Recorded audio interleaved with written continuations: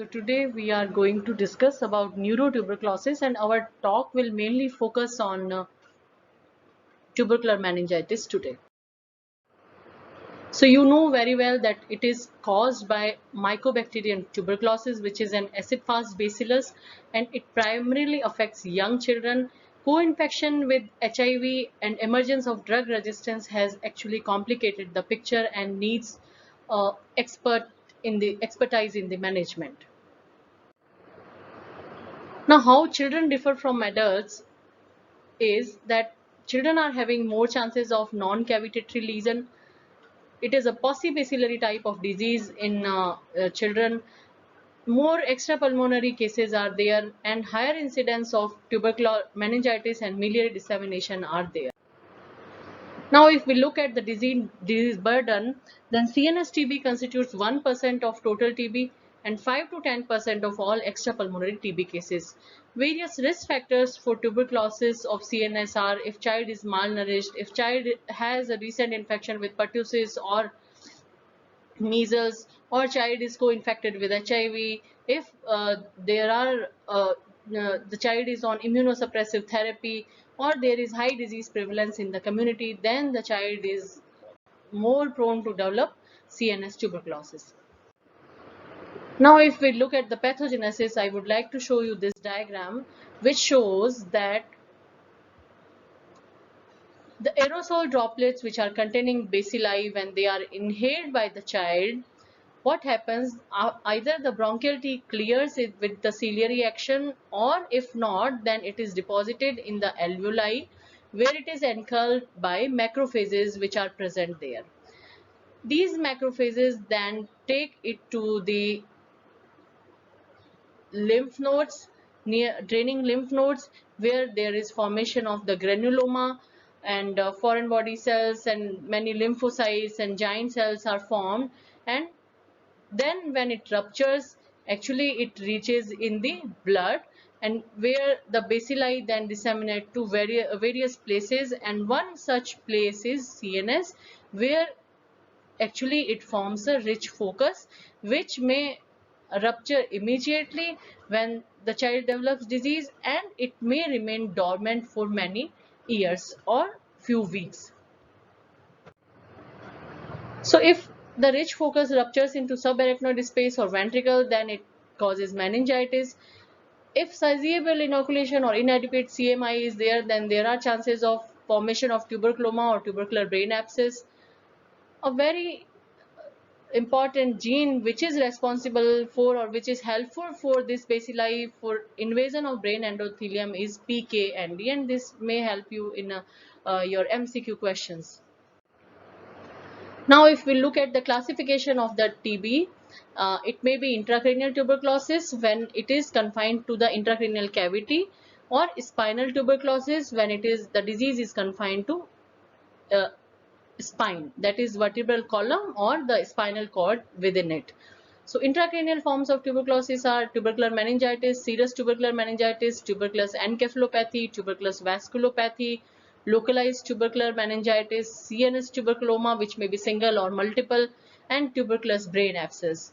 And the spinal forms, which may be either osseous tuberculosis or non-osseous tuberculosis. The osseous tuberculosis is Pott's spine and consequent Pott's paraplasia, and non-osseous spinal tuberculosis is spinal tuberculoma, isolated meningitis of the spinal cord, or tuberculous radiculomyelopathy, which is commonly associated with tubercular meningitis.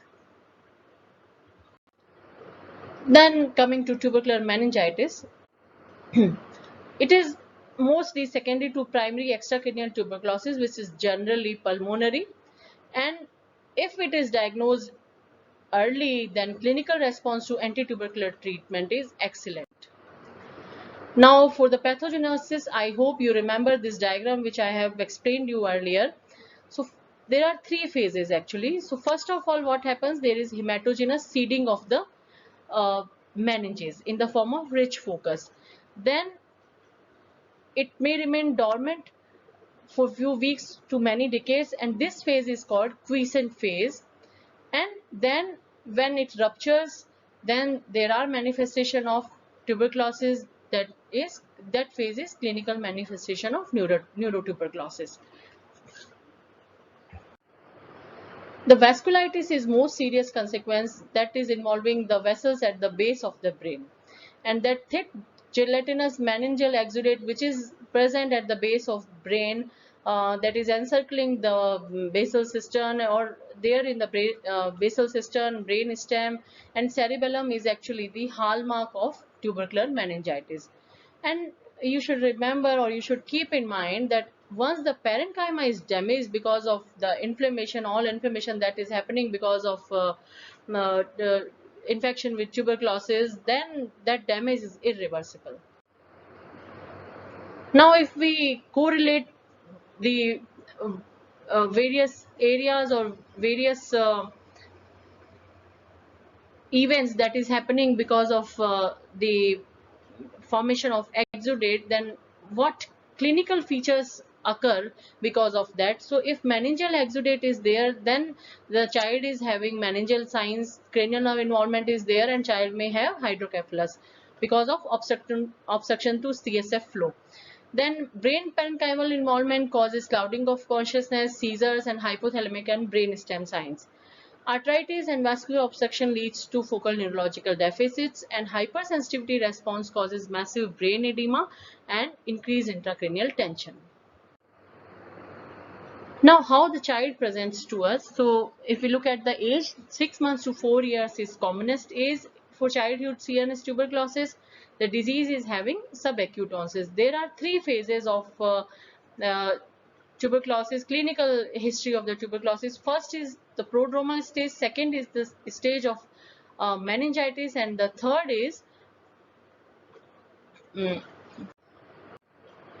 stage of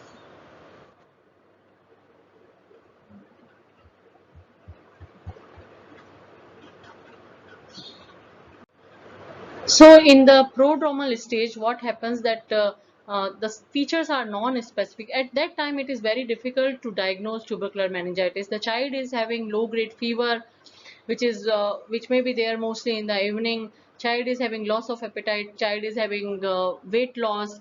A previously healthy child now is not interested in playing and is irritable, may have headache and vomiting. And then the child lapses into stage of meningitis. What happens during you may find the signs of meningeal irritation during that phase. You may find focal neurological deficits. You may find papilledema on fundus examination. Then as the disease progresses, there is involvement of the whole of the brain. So the child goes into unconsciousness, and profound alteration of consciousness is there. That is a stage of coma, that is stage 3, and unfortunately most of the patients are diagnosed in this stage. And in this stage you may find decerebration and deep coma. So here this diagram shows you the decorticate posture and decerebrate posture depending on whether the brain stem is intact or involved. Then coming to the laboratory diagnosis. So while confirming the clinical diagnosis with the laboratories, we should have every effort to demonstrate tubercle bacilli in CSF. CSF shows a straw color. There are 50 to 500 cells which are predominantly lymphocytic. Proteins are raised which may be 50 to 5000 milligram percent. Sugars are low, but they are rarely below 20 milligram percent. Early tubercular meningitis may have a polymorphonuclear predominance, and here in this diagram, as you can see, there is formation of cobweb, which is actually what? It is acid-fast bacilli and cells, that is lymphocytes. They are enmeshed in fibrin and they form a cobweb on standing. Then you know that tubercular meningitis is a cause of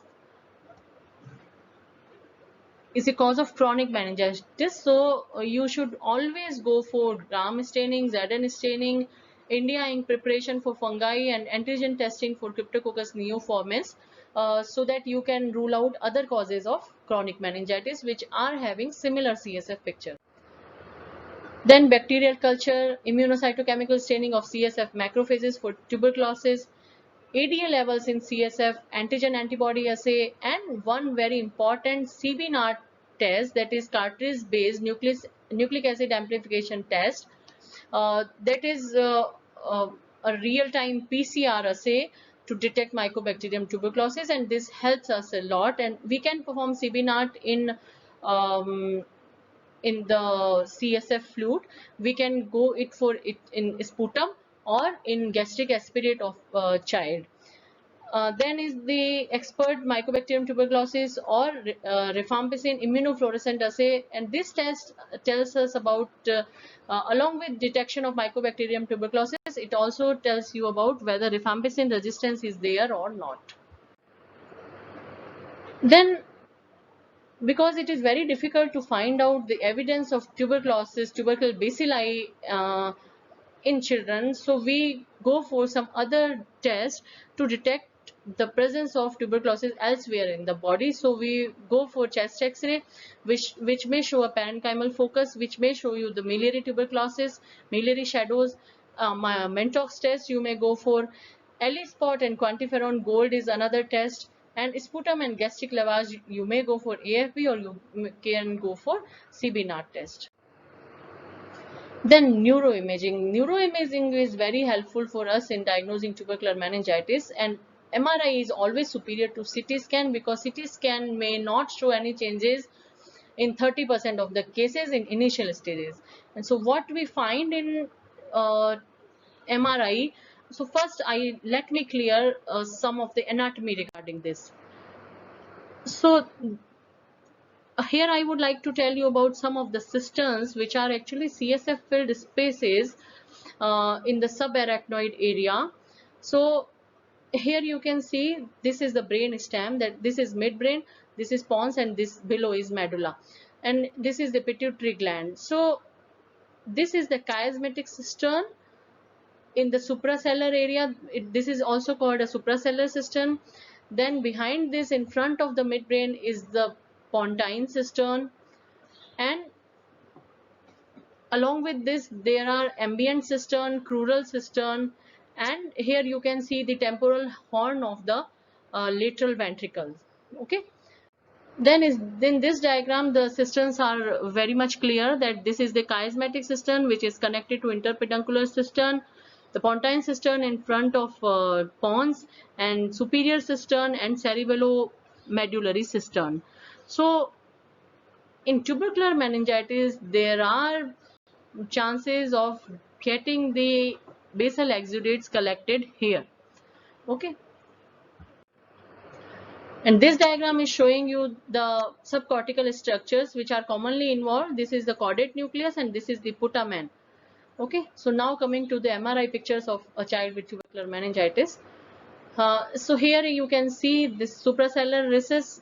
It's filled with basal exudate, that is enhancement is there. Then basal cistern enhancement is there. Then you can see the tuberculoma here, and leptomeningeal enhancement is there. Then this area of putamen and caudate nucleus is enhanced on the right side, and here the pentagonal cistern is enhanced because of the exudates here. And this slide shows you the enlarged size of ventricles because of hydrocephalus, because of obstruction to the flow of CSF. Here again the enlarged ventricles, and here again the enhanced basal exudates. Then this is a child showing hydrocephalus. You can clearly see a large head, and operation has been done to put a V patient. Then coming to supportive treatment, ABC maintenance, as in every sick child, IV fluids, acid base and electrolyte balance has to be taken care of. Then seizure control, increased intracranial tension has to be managed with IV mannitol, 3% saline or glycerol. Coma care is of course required to prevent death. Then anti-tubercular treatment, and steroid is the mainstay of therapy, and steroids have to be given for a duration of 8 weeks. Then in the intensive phase we go for 4 drugs, and in the continuation phase we go for 2 drugs, and the duration of treatment is 1 year. Then the doses of various drugs you know very well. Steroid decreases chances of death and disabling neurological deficits, so we use it. Surgical options are there. When child is having hydrocephalus, we go for VP shunt placement and endoscopic third ventriculostomy. Then if we look at TBM and HIV, mortality is higher if coexisting infection is there. Steroids we don't give. The bacterial load is also very high.